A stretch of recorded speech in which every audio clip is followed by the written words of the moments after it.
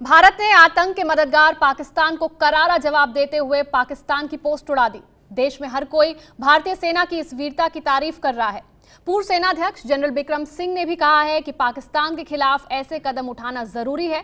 बिक्रम सिंह ने यह भी कहा है कि इस तरह के हमले से सेना का मनोबल बढ़ेगा। भारतीय सेना की तरफ से पाकिस्तान के खिलाफ बड़ी कार्रवाई की गई है।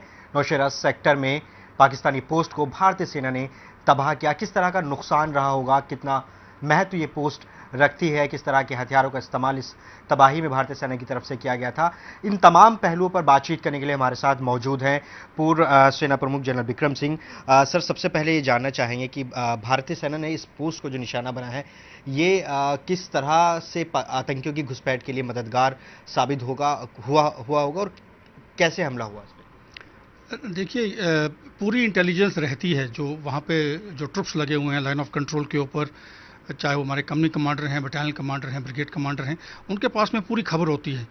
तो चूंकि ये पोस्ट बिल्कुल सामने थी, आपने देखा, तो यकीनन हर एक पोस्ट का जो बंकर है उसके अंदर कौन रहता है, क्या सामान वहाँ रखा गया है, एम्यूनिशन बंकर कौन सा है, कमांडर का कौन सा बंकर है, इसकी पूरी जो है वो इंफॉर्मेशन रहती है कंपनी कमांडर, बटालियन कमांडर्स के पास में।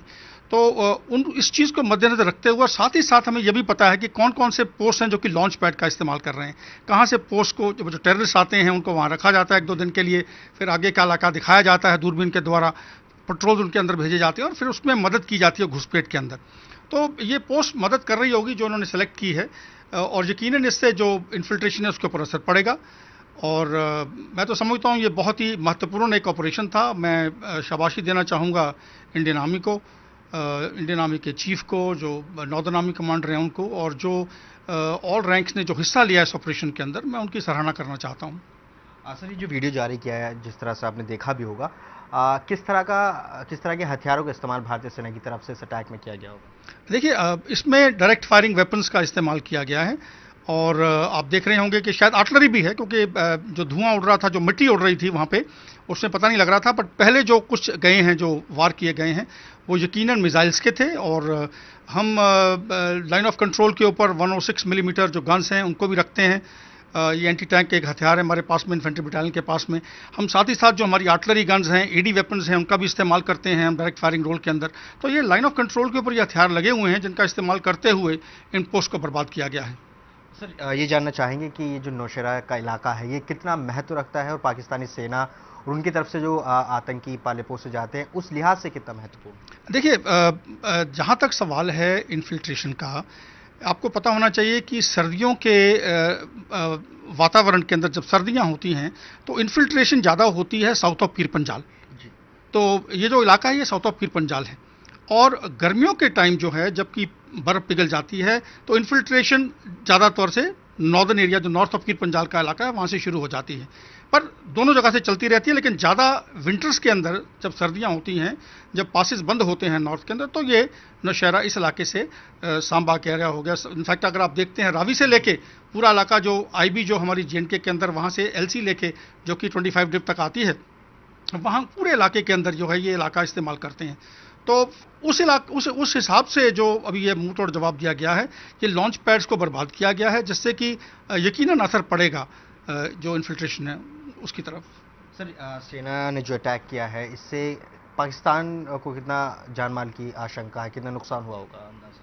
नहीं, वो तो देखिए वो आर्मी असेस करेगी कितने बंदे मरे हैं। आपने देखा इतने बंकर डिस्ट्रॉय किए हैं, अभी डिपेंड करता है कि कितने लोग बंकर में उस वक्त मौजूद थे, तो वो मारे जाएंगे। लेकिन मैं आपको इतना बता दूं कि जो मेरा तजर्बा है, पाकिस्तान कभी भी कन्वेस्ट नहीं करेगा। पाकिस्तान हमेशा डिनाइबिलिटी और एक डिनाइल मूड के अंदर रहा है, और अगर उसके सिपाही मरे हैं, उसका जानी और उसका जो सामान का जो नुकसान हुआ है, हथियारों का नुकसान हुआ है, वो कभी भी उसको कन्फेस नहीं करेगा, ये मैं आपको बताना चाहता हूँ। लेकिन ये पता लग जाएगा, क्योंकि क्या होता है, हमारे ट्रुप्स को ऑलरेडी पता लग गया होगा कि वहाँ से जब कैजुअलिटीज़ को इवैक्यूएट करते हैं, जब डेड बॉडीज़ को रात को लेके जाते हैं, तो हमारे पास नाइट विजन डिवाइसेज हैं जिसके तहत हम देख सकते हैं। ये कार्रवाई आमतौर पर रात को करते हैं, क्योंकि दिन के टाइम तो उनके ऊपर फायर आएगा। तो रात को जब वो कैजुअलिटीज़ को इवैक्यूएट करते हैं, डेड बॉडीज़ को इवैक्यूएट करते हैं, या उनके पेट्रोल्स आते हैं, वहाँ से हमें अंदाज़ा हो जाता है कि इनके ऊपर कितनी कैजुअलिटीज़ हुई हैं। साथ ही साथ उनकी जो कम्युनिकेशंस हैं, उनसे हमें पता चल जाता है कि क्या हो रहा है उनकी तरफ। सर, संभवतः पहली बार है जब सेना ने अटैक का वीडियो भी जारी किया है, इसकी वजह क्या रही है? देखिए, ये लड़ाइयाँ जीती जाती हैं परसेप्शन को मैनेज करते हुए। जब आप फोर्स का इस्तेमाल करते हैं जंगे मैदान के अंदर, चाहे वो कन्वेंशनल वॉर फाइटिंग है, चाहे वो सब कन्वेंशनल वॉर फाइटिंग है जो कि हम लड़ रहे हैं आज लाइन ऑफ कंट्रोल के ऊपर और टेररिस्ट के साथ में, तो उसके अंदर जो परसेप्शन है, जो माइंडसेट है टेररिस्ट का, पाकिस्तानी की आर्मी का, उसको अटैक करना निहायत ज़रूरी है। और ये एक किस्म का जो परसेप्शन मैनेजमेंट है, जो साइकोलॉजिकल ऑपरेशंस जिनको भी कहते हैं एक दूसरी भाषा के अंदर, उसका इस्तेमाल अभी एक बहुत बेखूब तरीके से नेशनल लीडरशिप के नीचे पॉलिटिकल बैकिंग के साथ में शुरू हुआ है।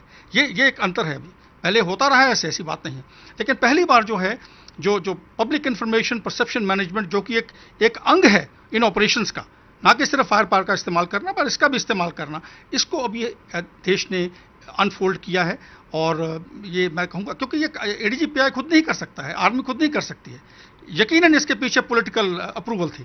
तो बहुत ही एक बेहतरीन ये एक स्टेप है और इससे बहुत असर पड़ेगा जो हमारे ऑपरेशन है लाइन ऑफ कंट्रोल के ऊपर, और साथ ही साथ जो ऑपरेशन हमारे इंटरनल एरिया के अंदर जेएंडके के अंदर, चाहे वो नॉर्थ ईस्ट में है, चाहे वो नक्सल एरियाज में है, तमाम इन इलाकों के अंदर बहुत ज़रूरी है परसेप्शन मैनेजमेंट का।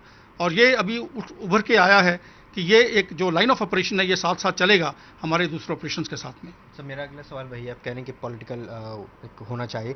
क्या लगता है कि प्रधानमंत्री मोदी ने जो फ्री हैंड सेना को दिया है उसका नतीजा माना जाए पाकिस्तान के खिलाफ इतनी बड़ी कार्रवाई? फ्री हैंड हमेशा आर्मी के पास रहा है, ये इसको गलत आप ले रहे हैं। लेकिन हाँ, जो प्रधानमंत्री जी ने जो किया है वो है एक क्लियर स्पर्श मैसेज जो दिया है देश को और इंडियन आर्मी को कि हम आपके साथ में हैं। यह बहुत ही एक महत्वपूर्ण एक बैकिंग है इंडियन आर्मी की, क्योंकि एक सिपाही के लिए क्या है, सिपाही जब लड़ता है और जब कंधे के ऊपर से देखता है और देखता है कि देशवासी उसके साथ में नहीं है तो उसे बहुत दुख होता है। आज वो कंधे के ऊपर से पीछे मुड़कर देखता है तो वो देखता है जो पॉलिटिकल लीडरशिप है, प्रधानमंत्री से लेकर नीचे तक पूरी पॉलिटिकल लीडरशिप पीछे खड़ी है उसके साथ में। उसे पता है देश उसके साथ में है, उसे पता है आप जैसे जितने मीडिया चैनल हैं उसे दिखा रहे हैं। तो एक सिपाही जो है, एक बड़ी पुरानी कहावत है, वो अपने नाम और शौहरत के लिए लड़ता है और देश के लिए कुर्बानी देता है। तो जब वो देखता है कि देश उसके साथ में है, उसका जज्बा बढ़ता है। और जज्बे के लिए निहायत ज़रूरी है कि परसेप्शन मैनेजमेंट, साइकोलॉजिकल ऑपरेशंस जो हैं अभी जो शुरू हुए हैं जो गवर्नमेंट की देखरेख के अंदर, ये जारी रहें और ऐसे चलते रहने चाहिए। सर, अगला सवाल ये है कि ये जो पोस्ट तबाह की गई है इससे किस तरह से घुसपैठ रोका जा सकेगा? ये टैक्टिकल चीज़ है, ये कंपनी कमांडर, बटालियन कमांडर जो हैं वो देखेंगे अभी क्या क्या रूट्स वहाँ से हैं, मुझे एग्जैक्टली पता नहीं कौन सी, लेकिन ये मुझे इतना पड़ा है केजी सेक्टर के अंदर ये हुआ है। लेकिन वो जो रूट्स हैं जो वहाँ से कवर होते थे, जो आके वहाँ पे टेररिस्ट रुकते थे, यकीनन उनका अभी उनको अलग रास्ते देखने पड़ेंगे, वहाँ से अभी नहीं आ सकते हैं वो। सर, एक आखिरी सवाल ये है कि ये हमला भारत ने दिन में किया, तो क्या मतलब भारत की तरफ से पाकिस्तान को सीधा जवाब दिया गया है और पाकिस्तान ने कभी सोचा भी नहीं होगा कि दिन में भारत की तरफ से इतना कड़ा जवाब मिलेगा? यार, ये फायर पावर दिन के टाइम ऐसे है कि आपको टारगेट दिखाई देता है। तो ये दिन के टाइम ही होना था। जब फायर लॉन्च करते हैं ना, फायर असॉल्ट्स, तो दिन के अंदर वो थोड़ा ज़्यादा बेहतरीन रहते हैं, मुफीद रहते हैं, क्योंकि आप देख सकते हैं टारगेट के ऊपर क्या नुकसान हो रहा है, करेक्शंस आप दे सकते हैं। तो रात के समय जो है आपको बहुत कम विजिबिलिटी दिखाई देगी। और दूसरी बात यह है कि दिन के टाइम जो किया है, अभी देखिए इसका प्रभाव क्या कहाँ पड़ेगा। इस ऑपरेशन का प्रभाव जब आप टीवी के अंदर दिखा रहे हैं तो आप देखेंगे ये इसका प्रभाव पड़ेगा जो पॉलिटिकल लीडरशिप है उसके ऊपर, पाकिस्तान की लीडरशिप के ऊपर। इसका प्रभाव पड़ेगा पाकिस्तान की आर्मी के ऊपर, उनकी लीडरशिप के ऊपर। इसका प्रभाव पड़ेगा टेररिस्ट के ऊपर। इसका प्रभाव पड़ेगा जो डिट्रैक्टर्स हैं, जो हमारे देश के खिलाफ काम कर रहे हैं, कार्रवाई कर रहे हैं, उनके ऊपर असर पड़ेगा।